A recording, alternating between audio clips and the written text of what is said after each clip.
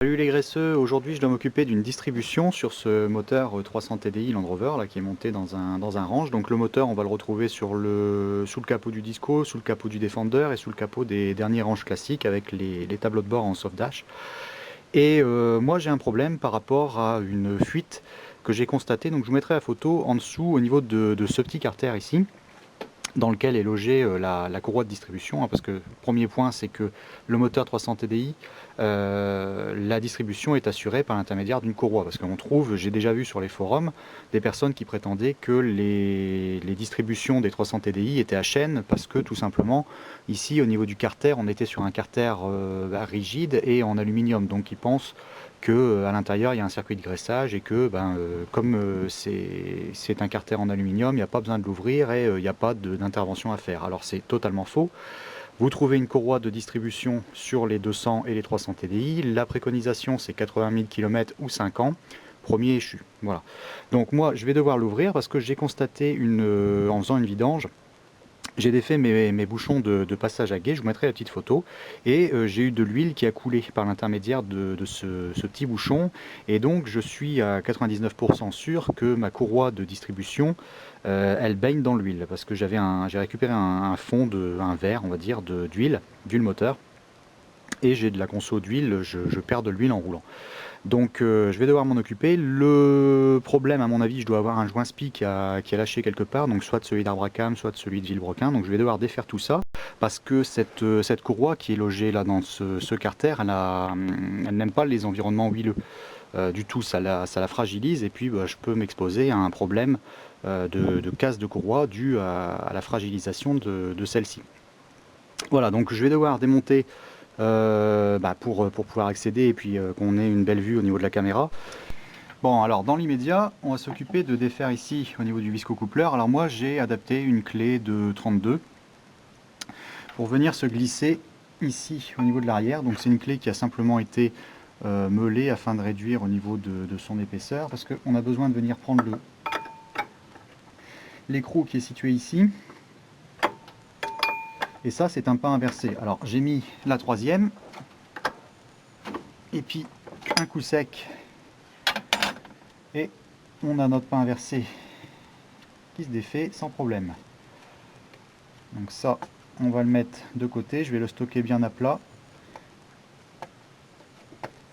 le temps nécessaire à la réparation. Donc je me suis aménagé un petit coin d'étagère pour mettre toutes les pièces au fur et à mesure du démontage. Voilà. Donc le visco, je vais mettre ça de côté. Et puis là ici, ça avait été modifié. Alors ça c'est en concession, ils avaient fait ça à l'époque. Ils s'étaient contentés de le trancher. À mon avis, c'est parce que ça doit rendre les choses beaucoup plus faciles pour pouvoir accéder à la distribution sans avoir à défaire le système de refroidissement. Alors bon, c'est pas idiot, par contre faites ça propre, parce que bousiller des pièces ça va vraiment très vite.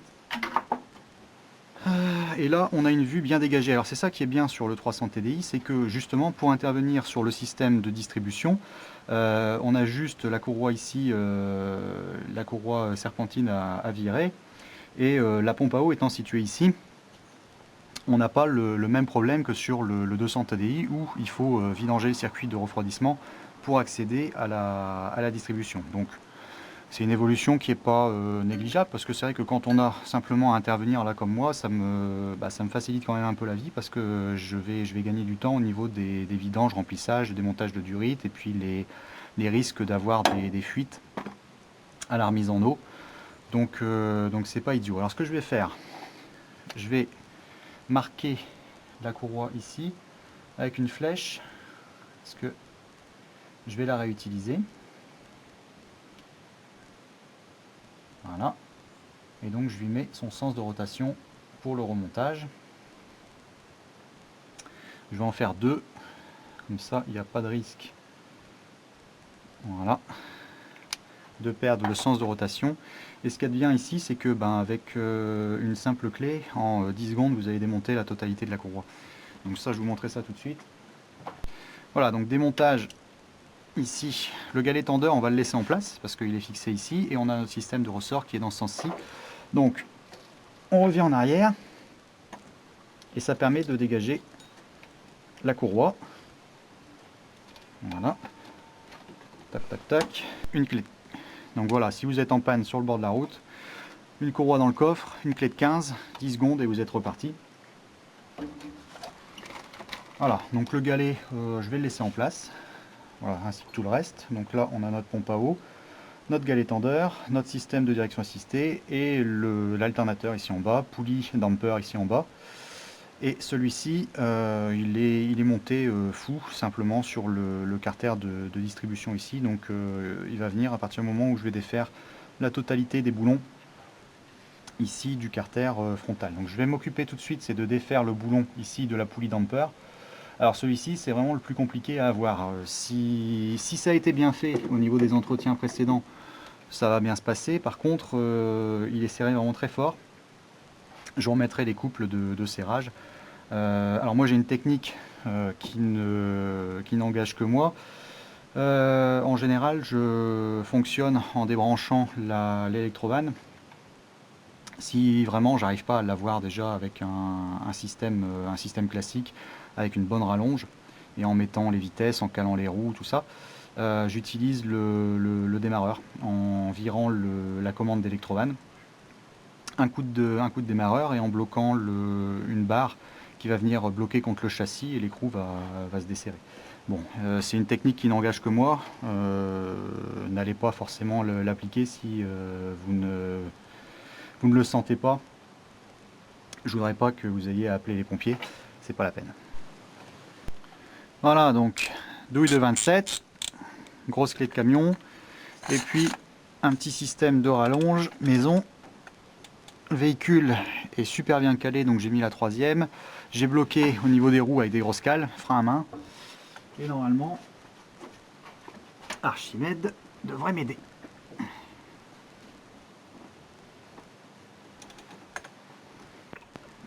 Voilà, ça y est.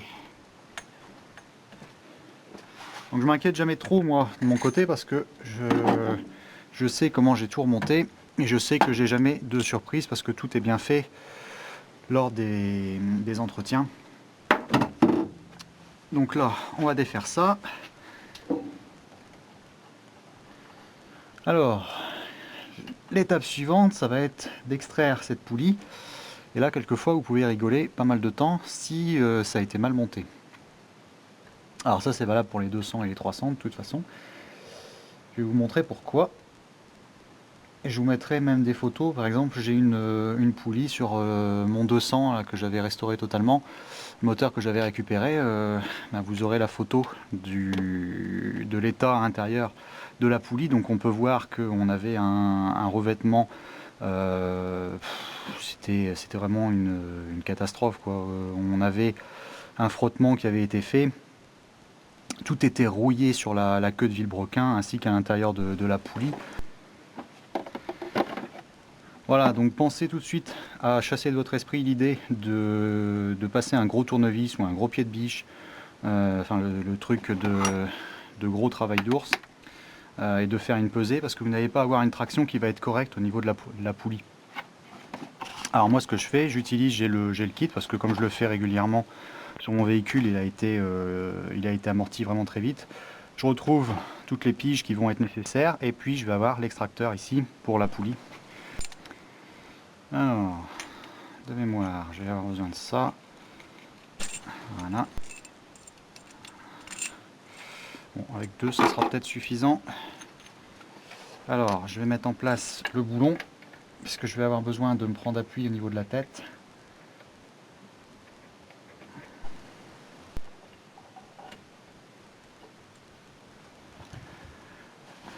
Voilà. Donc, on va visser ça de 5-6 tours à peu près, avec une douille de 13. Donc de toute façon, comme toujours, les bons outils pour le bon travail, hein, ça sert à rien de vouloir essayer de se dépanner, ou alors vous usinez un extracteur vous-même. Ça se fait relativement facilement. Bon là, ça c'était pas vendu très très cher, donc j'avais pas envie de m'embêter. Et puis de toute façon, comme je l'utilise régulièrement, j'ai un 200, j'ai un 300. pour intervenir sur les poulies. Je gagne quand même pas mal de temps. Voilà, donc là, vous voyez, la poulie, elle vient toute seule. Là, j'ai même pas besoin d'utiliser de clé parce que elle a été bien remontée, puis ça date d'il y a 20 000 km, donc voilà, ça vient nickel et c'est bien dans l'axe. Comme toujours, de toute façon, vous utilisez des extracteurs quelquefois, vous avez essayé de faire des boulots et puis vous avez tapé comme des ours pour essayer d'extraire quelque chose et puis vous êtes décidé à acheter l'extracteur et en 30 secondes, votre problème était réglé, quoi. Donc faut pas trop rechigner. Moi, je pense que au niveau du matériel, il faut pas hésiter à investir dans le matériel nécessaire parce qu'on peut pas réaliser de bon travail sans les bons outils. Alors là, bon, je pense pas que l'extracteur aurait été nécessaire en réalité parce que la poulie était vraiment assez mobile une fois l'écrou frontal débloqué.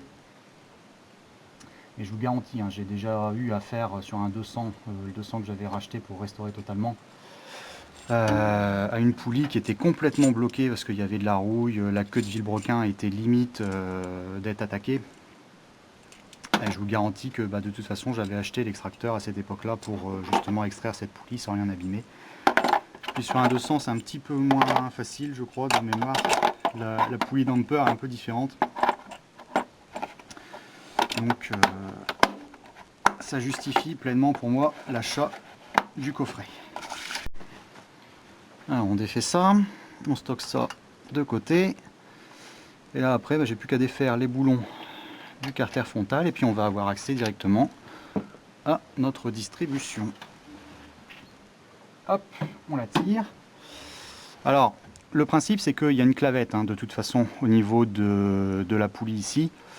Donc la différence c'est que cette poulie damper sur le 200, au niveau du diamètre de queue sur le 200 TDI, on est inférieur. Donc on avait tendance, si vous aviez quelqu'un qui remontait mal la poulie, c'est-à-dire qui faisait un mauvais serrage, qui ne respectait pas le couple qui était préconisé, vous aviez quelquefois des poulies qui se desserraient et qui commençaient à battre. Et on avait l'impression que tout l'embiellage du moteur était naze, quoi, alors que c'était simplement la poulie qui était en train de se balader. La poulie, elle peut arriver à manger la clavette et elle peut aussi entamer la queue de vilebrequin. Donc il faut vraiment faire super gaffe au niveau du serrage et puis se référer aux préconisations. À la limite, mettre un coup de frein filé. Mais bon, toujours avec tact et mesure, parce que c'est pas la peine d'aller non plus bloquer le truc, le filet et puis de tout bousiller quand vous allez redémonter, parce que là vous allez avoir un gros problème au niveau du réusinage, quoi. Il va falloir démonter tout le bas moteur et puis réusiner un filetage au niveau de la queue du vilebrequin. Ça peut être la merde, donc contentez-vous de faire vraiment le serrage et puis quand vous faites les vidanges à la limite, pour vérifier bien, un petit coup de clé et vous remettez au couple préconisé, vous vérifiez que vous avez toujours votre déclic qui se fait et que votre poulie de vilebrequin n'est pas en train de se barrer. Donc ça, surtout sur le 200. Sur le 300, moi j'ai jamais eu de problème de ce côté-là. Bon, je vais mettre ça de côté. Alors ensuite, j'ai défait ici au niveau de la durite. Et puis ce que je vais faire, je vais utiliser un carton. Et je vais percer, je vais localiser mes trous. Et je vais mettre en place la totalité de mes vis. Comme ça, au niveau du remontage, je ne chercherai pas pendant 36 heures quelle vis va où parce qu'il y a des différences au niveau des longueurs. Voilà, donc je suis en train de défaire la totalité des boulons, des vis de verrouillage.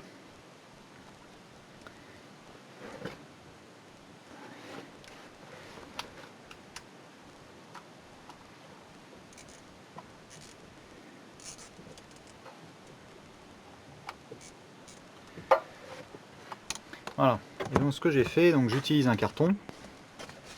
Voilà, donc là on a un petit peu de recul, vous allez pouvoir voir au niveau du plan. Donc j'ai retracé vite fait à peu près la forme géométrique de mon carter et j'ai localisé par exemple ma sortie de vilebrequin.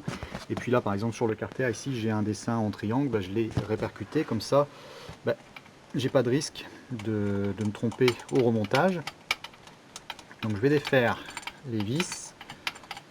Et une fois que la vis est défaite, voilà, elle va à sa place sur le carton.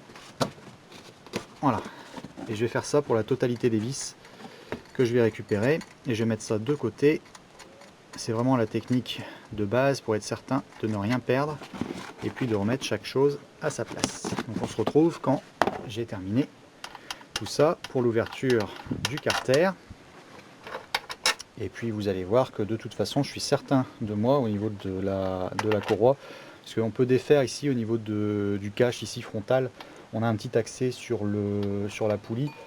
Et j'ai vu que c'était gras de toute façon. Hein, donc mon diagnostic était vraiment certain. Donc je vais mettre tout ça en place. 2, 3. Celle-ci, vous voyez par exemple, celle-ci est beaucoup plus longue. Donc c'est bien important de la repérer.